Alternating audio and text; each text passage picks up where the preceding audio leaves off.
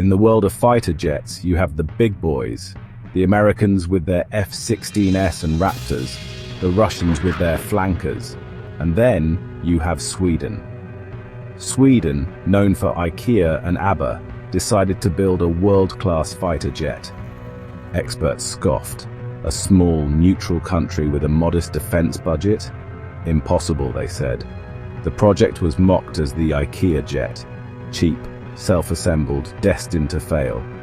Analysts everywhere predicted disaster, calling it a classic case of ambition over ability.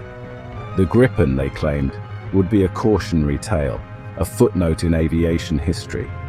But the Swedes are stubborn, fiercely independent, and brilliant engineers. The more the world doubted, the more determined they became. For Sweden, this wasn't just about an airplane. It was about national pride. They set out to prove you don't need a superpowers budget to build something spectacular. The Gripen became a mission, a bold answer to every doubter. And as history would show, the Swedes were about to have the last laugh. The skepticism was logical. Building a modern fighter jet is staggeringly expensive. The US spent billions on the F-22. The Eurofighter Typhoon drained the coffers of 4 nations. Sweden, with a population smaller than London, was trying to do the same on a shoestring.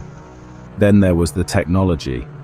Modern fighters are flying supercomputers, packed with advanced engines, radars, and software. Major powers share the workload. Sweden planned to do almost everything itself. They needed a jet that could operate from short, rough runways, even highways, serviced by conscripts in the cold and dark. The world saw this as madness. The financial and technical hurdles seemed insurmountable. The operational demands were extreme.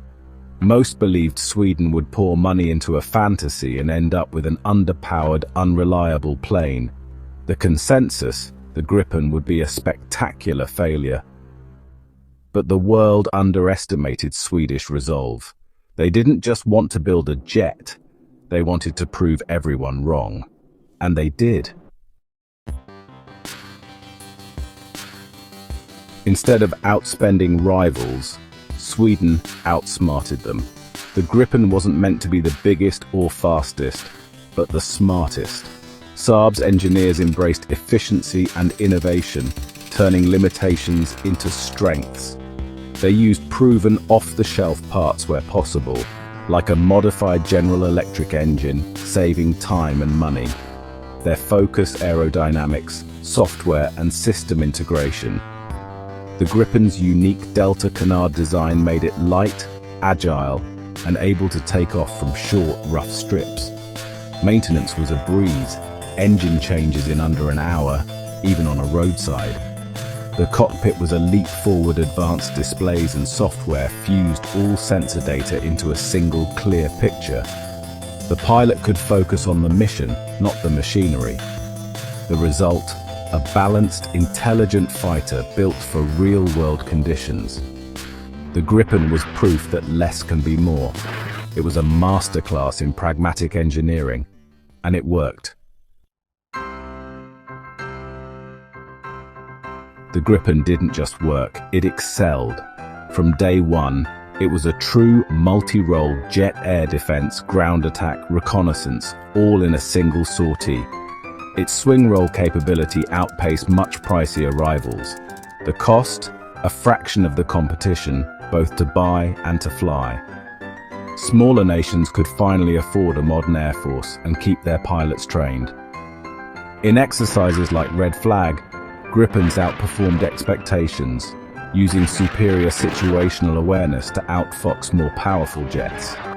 Its open architecture software meant rapid, affordable upgrades. The latest Gripen E features cutting-edge radar and electronic warfare systems. The Gripen keeps evolving, staying at the forefront of technology. It's a jet built for the future, not just for air shows. Next to its rivals, the Gripen looks like a lightweight among heavyweights.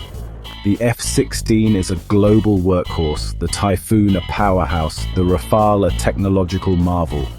But the Gripen doesn't play their game, it changes the rules. It's more agile at low speeds, can operate from roads, and is easier to maintain. Its real edge is its brain. The Tidal's data link lets Gripens share sensor data, giving pilots a complete picture of the battlefield. In networked warfare, this is a game changer. Think of it as a nimble rally car outmaneuvering muscle cars on a twisty road. The Gripen's balance of performance, affordability, and flexibility gives it a unique edge. It's the thinking person's fighter, forcing opponents to adapt. In complex air battles, its situational awareness and tactical flexibility can be decisive. The Gripen proves that in modern combat, brains often beat brawn. The ultimate test? Sales. After proving itself in Sweden, the Gripen attracted buyers worldwide. Countries like South Africa, Hungary, and the Czech Republic needed top-tier jets on a budget. The Gripen was the answer. SAAB offered more than planes training, support, and industrial partnerships. For new NATO members, the Gripen was modern, effective, and affordable. Brazil's choice was a shock. They picked the Gripen over American and French giants, thanks to a tech-sharing partnership. Thailand and even the UK's Empire Test Pilots School followed suit. Each sale was a victory against the odds. The Gripen carved out a niche in a market dominated by giants. Clever design and smart deals made it a global success. The stats speak for themselves. The Gripen can be rearmed and refueled in 10 minutes by a handful of conscripts, unmatched efficiency. It was the first to fire the Meteor missile, gaining a combat edge over pricier rivals. Its rapid tech upgrades keep it ahead of the curve. The Gripen's story is one of underdog triumph, a small nation's cleverness beating the odds. It overcame every obstacle, defied every critic, and became a global benchmark. The IKEA jet became a masterpiece of engineering. The Gripen rewrote the rulebook for modern fighters. It proved that balance, efficiency, and intelligence can outshine brute force. The SAAB Gripen is a symbol of Swedish ingenuity and a legend in aviation.